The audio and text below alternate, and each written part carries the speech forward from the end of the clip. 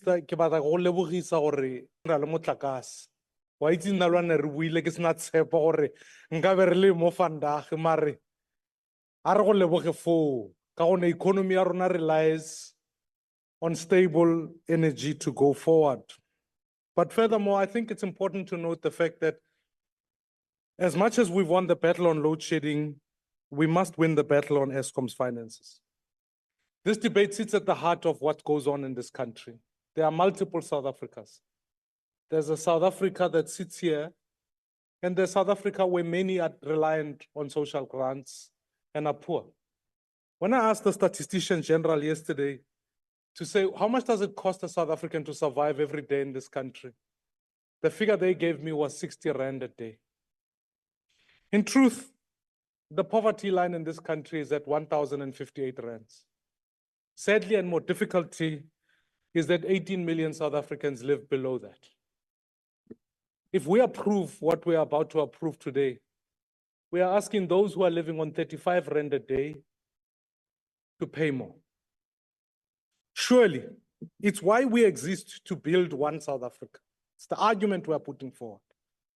And therefore, fellow South Africans, I want to argue that part of the cost recovery must be improving on the efficiencies of how Eskom manages its finances.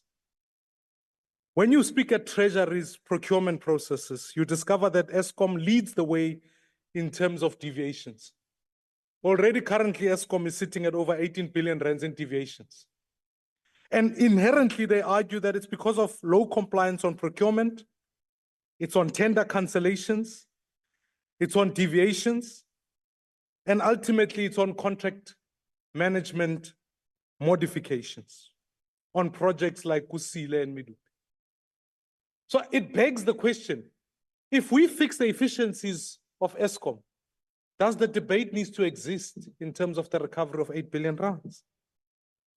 I dare say, Minister, let's sit here today and rather fix Eskom's efficiencies, ultimately reduce the cost. Secondly, let's accelerate the public-private partnerships and invest more in renewable energies. Let the figures sit with us, fellow South Africans.